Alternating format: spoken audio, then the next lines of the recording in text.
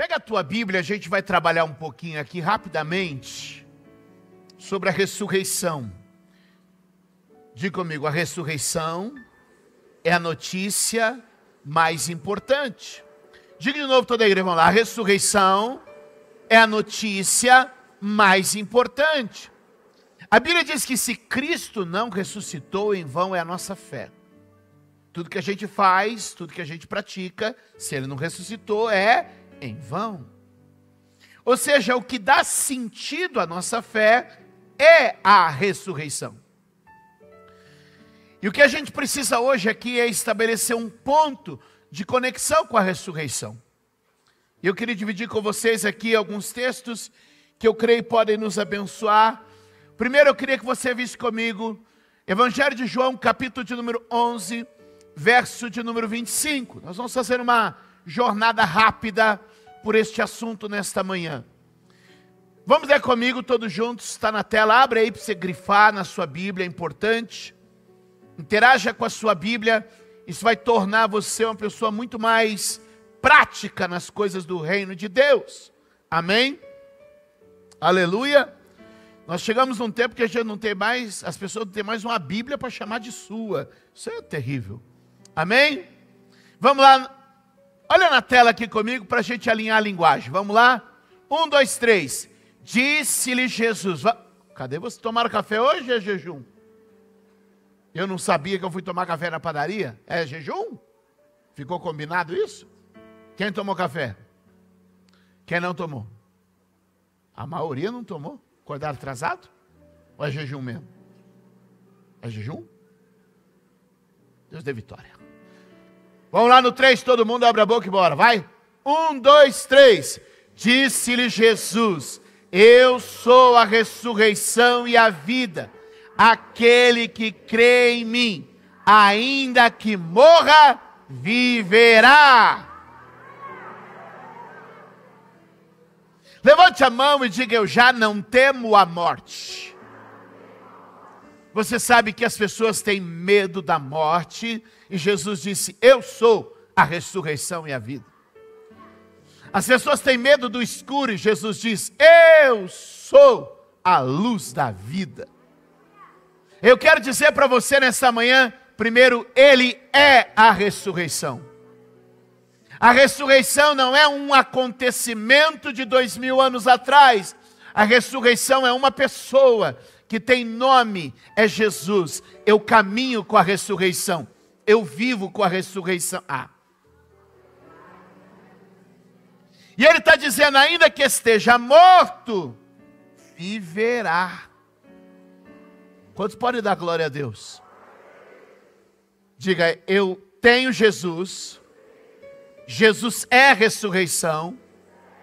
Então tudo que está morto, nele ganha vida. Casamento vivo, família viva, fé viva, saúde viva. Quem pode dar glória a Deus aqui? Então, primeiro ponto, Jesus é a ressurreição. Jesus é a ressurreição. Segundo ponto, que a gente não pode abrir mão. 1 Coríntios capítulo 6, verso 14. Vamos ver se é o horário das pessoas mais inteligentes, que os outros não me ouçam. Eu consigo ser mais rápido. Amém? Primeiro, Ele é a ressurreição. Segundo, Jesus faz a ressurreição acontecer. Leia comigo, vamos lá, todo mundo no 3, bora lá. 1, 2, 3. Por seu poder, Deus ressuscitou o Senhor e também nos ressuscitará. Levante a mão e diga comigo: o poder de Deus gera vida. Quem se relaciona e se encontra com o Senhor, experimenta a vida, experimenta a ressurreição. A Bíblia diz que nós estávamos mortos. Mas quando encontramos Jesus, achamos a vida. Então é curioso que todos nós nascemos mortos. Nascemos vivos biologicamente, mas mortos espiritualmente. E o poder de Deus, quando entra em nossa vida, gera vida em nós. Quero te dizer que o Espírito Santo, ele está entrando em você hoje para gerar vida. E quando ele gera vida, a depressão vai embora, o medo vai embora, a sombra vai embora. Quando ele gera a vida, porque aquele que ressuscitou Jesus dos mortos é o mesmo que nos ressuscita, inclusive o nosso corpo, inclusive a nossa alma. Eu quero inclusive o nosso espírito, porque tem gente que chega morta, está andando, está falando, mas está morto. Mas Jesus está hoje dizendo: eu ressuscitei, vocês ressuscitam também. Hoje é dia para você celebrar a vida. Hoje é dia para você dizer: eu fui ressuscitado. O pecado trouxe morte, mas a ressurreição trouxe vida. Jesus não somente é a ressurreição, mas ele é o caminho para os que vivem. Quem pode dar glória a Deus? 1 Coríntios capítulo de número 15, abra aí a sua Bíblia. Apóstolo Paulo vai introduzir, nos primeiros versículos ele vai dizer: ele morreu, ele ressuscitou. Você pode repetir comigo? Ele morreu, ele ressuscitou. Então ele está dizendo para mim e para você que nós somos ressuscitados. Recebemos a vida. Não a vida comum que se esgota, mas a vida zoe, como diz, a vida abundante, a vida de Deus está em nós. Aleluia! A vida de Deus está em mim e está em você. Agora lá em 1 Coríntios 15, eu queria que você aumentasse sua expectativa. Porque no verso de número 52, nós estamos fazendo um raio-x da ressurreição hoje pela manhã. 1 Coríntios 15, 52. Diz que haverá um dia, quando a última trombeta vai soar. Quando Jesus aparecerá em glória nas nuvens, e todo olho verá, como um raio que surge do Oriente para o Ocidente, todos hão de ver a vinda do Filho do Homem. E o texto diz que será assim, no momento, num abrir e fechar de olhos, ao som da última trombeta, pois a trombeta soará e os mortos ressuscitarão. E os mortos ressuscitarão. E os vivos serão transformados. Vai haver um momento na história em que os crentes que partiram e os crentes que estão vivos, aqueles que creem em Jesus como seu Senhor e Salvador, aleluia, os que morreram fisicamente, serão ressuscitados com um corpo glorioso. Os que vivem nesse corpo biológico vão deixar essa casca e vão assumir uma forma gloriosa. E juntos seremos ressuscitados para a vida eternamente. Ó morte, onde está a tua vitória? Ó morte, onde está o teu aguilhão? Cristo Jesus venceu a morte no domingo pela manhã. Já não temo a morte, já não temo a morte. Por quê? Porque Ele vive.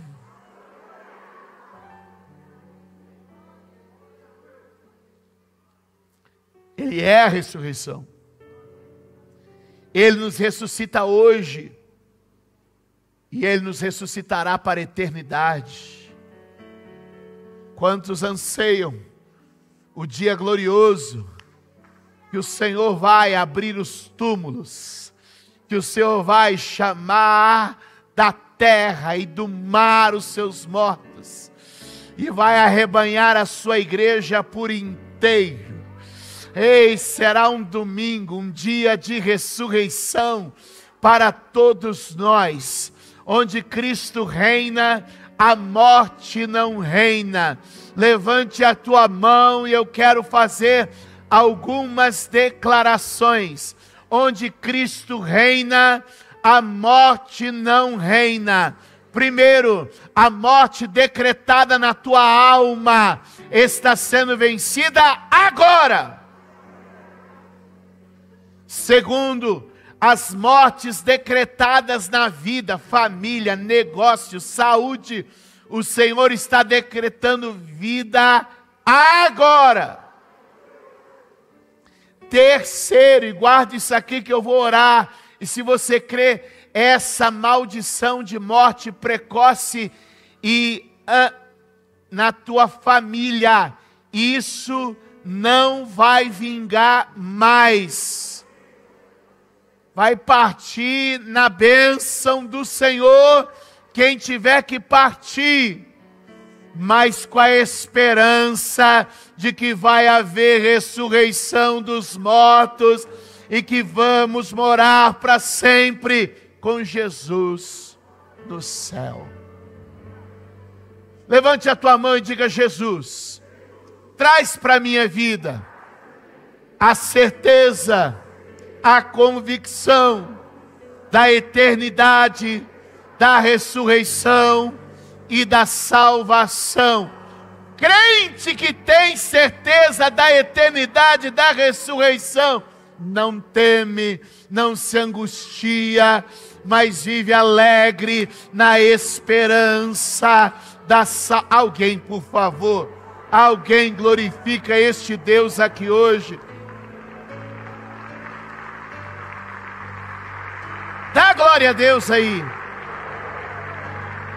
Dá glória a Deus aí.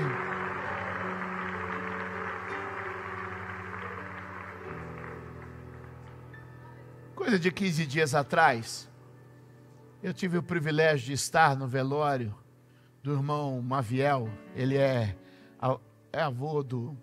Não sei se o Samuel Barão está aí ou alguém da família está aí. Aqui. O Samuel está aí? Não veio agora cedo não, ok? E eu tive o privilégio de estar lá. E alguém pode dizer, o privilégio de um funeral? Sim, o privilégio de um funeral.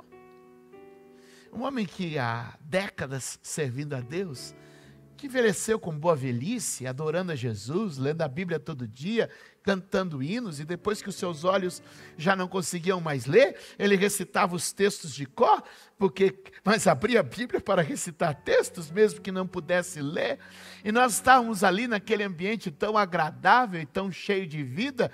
Por quê? Porque um homem decidiu viver a sua vida crendo na vida eterna e na ressurreição. Ele encarou a morte sem medo, a família encarou a morte com a dor da separação, mas com a esperança do soar da última trombeta. Quem sabe você está aqui hoje, temendo a morte cheio de saúde, temendo a morte cheio de vida, temendo a morte ainda com muito para viver e para fazer. Deus está hoje nos libertando de todo o cativeiro da morte. No ano de 2020, mais precisamente no mês de maio para junho, eu peguei Covid. Eu fui um dos internados naquela primeira onda pesada. Eu fui colocado num quarto isolado, quando ninguém sabia o que fazer. E então, eu entrei naquela noite, e a minha primeira noite, eu tive duas experiências. A primeira experiência foi quando saiu o meu ok, ele está com Covid, todo aquele terror daqueles primeiros dias, as muitas mortes acontecendo. E então, eu estava numa mesma sala que a Érica, eles tiraram a Érica por uma sala, por uma porta e me tiraram por outra. E quando eu cruzei o meu olhar, eu não pude me despedir, e eu cruzei o olhar com ela e falei assim, e eu olhei no olho dela e o olho dela dizia, será que é a última vez que eu vejo meu marido? E foi uma separação, uma ruptura. dolorida. E aí então fui levado para o quarto, ainda naquele momento que eles diziam que tinha aquelas roupas todas, tudo isolado, e eu fiquei no quarto sozinho. E quando eu fiquei no quarto sozinho, eu parei por um instante, e a sensação mais extraordinária que eu já senti na minha vida, que foi a paz que invadiu meu coração. Nada me acusava,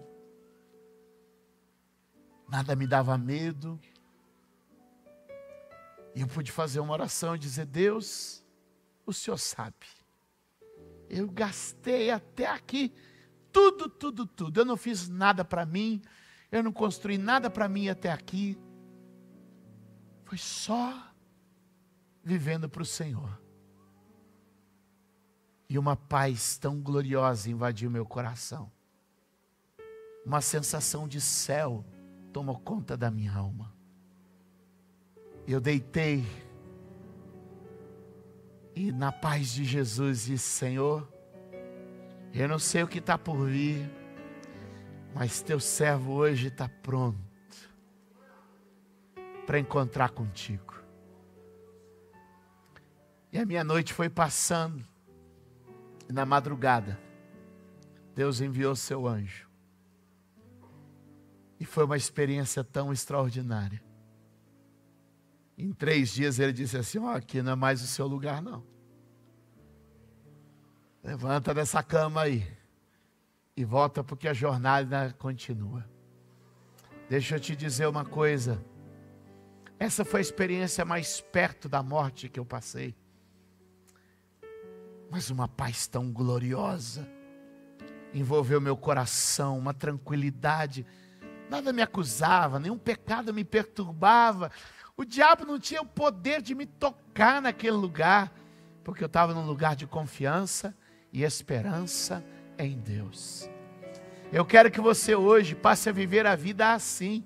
Eu não quero viver assim só em face à morte, numa UTI. Não. Eu quero que você viva assim, na esperança de que há um Deus vivo. Posso compartilhar com vocês mais 5 minutos da palavra? Quem tem fome de pão aqui?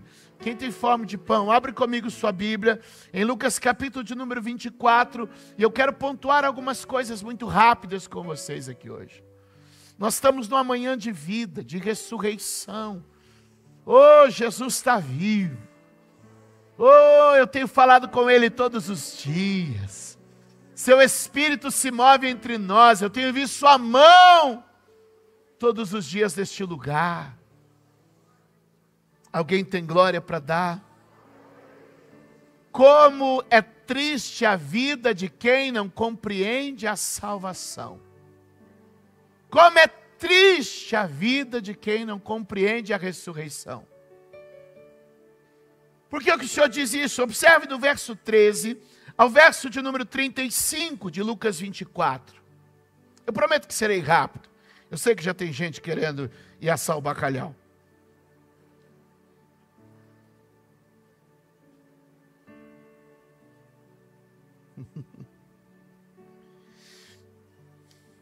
A Bíblia diz que 2 dos discípulos de Jesus começaram a se afastar de Jerusalém. Eles vão pegar um caminho conhecido, famoso, chamado Caminho de Emaús. Muito bem, Caminho de Emaús. E eles começam a caminhar e conversar entre si. A mensagem da ressurreição não pegou neles. A mensagem da ressurreição não pegou neles. E sabe o que é triste quando a mensagem da ressurreição não pega na gente? É porque a gente é crente, a gente conheceu Jesus, mas verso 14, só sabe falar das coisas que aconteceram.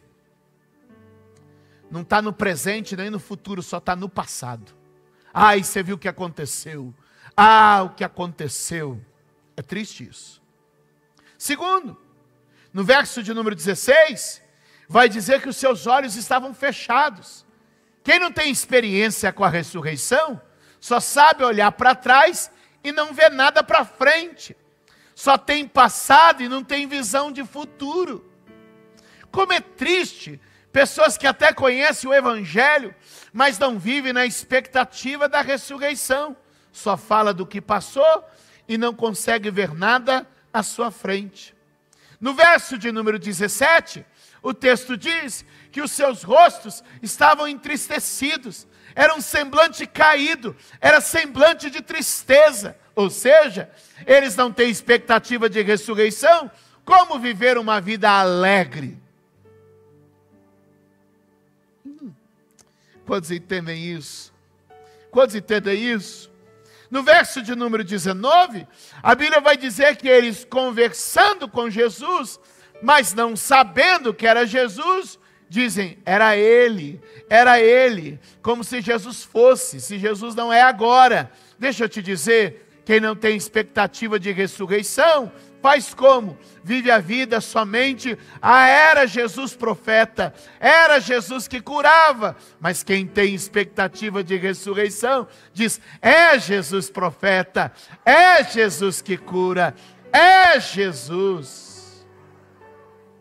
Como é triste a vida de uma igreja que não consegue olhar para o futuro da ressurreição. Por quê? Porque está triste, está de olhos fechados, e só sabe falar do que passou.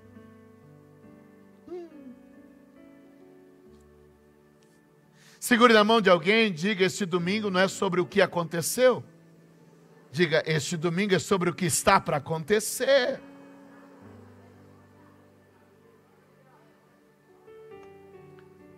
Porque quem não tem expectativa de ressurreição, verso 21, ele diz, nós esperávamos, nós achávamos, nós acreditávamos. Ou seja, quem não tem expectativa de ressurreição, vive frustração.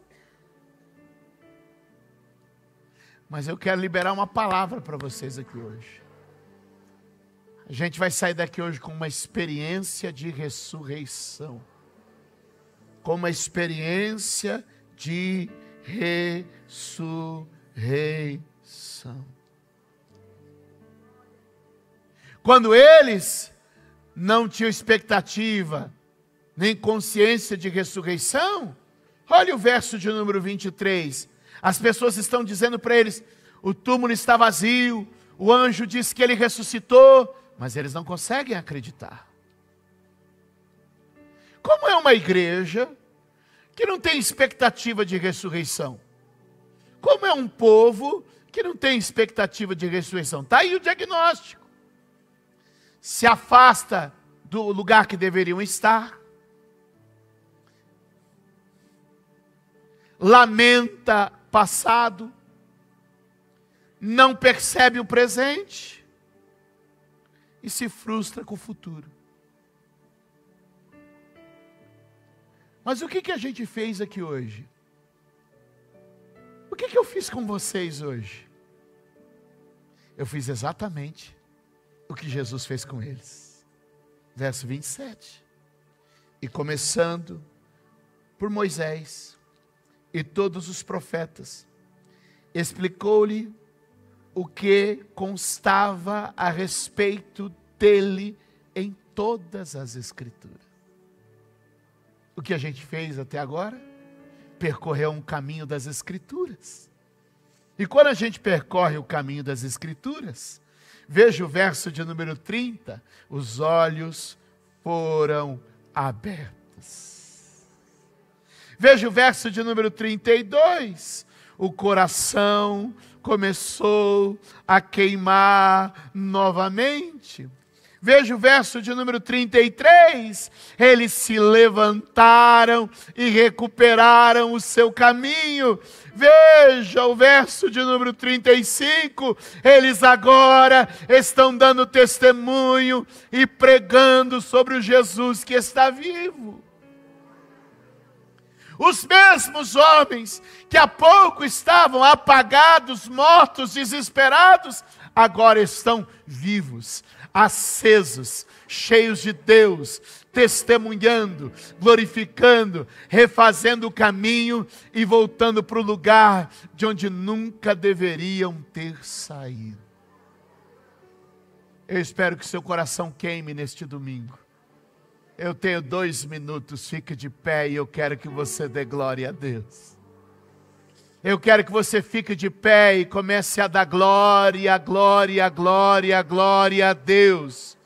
Eu quero que você fique de pé e comece a exaltar, engrandecer, glorificar e bendizer o nome daquele que vive e reina. Eu quero que você aí comece a dizer: meu Jesus não está morto, Ele vive, Ele vive, Ele reina, Ele é Senhor, Ele é digno de toda honra, de toda glória, de todo louvor. Alguém pode levantar a sua mão? Alguém pode dar glória a Deus? Alguém pode dizer que Ele é vivo? Cadê o baterista, o baixista? Cadê aí o guitarrista? Cadê o louvor aqui nessa igreja? Cadê a adoração desta casa aqui hoje?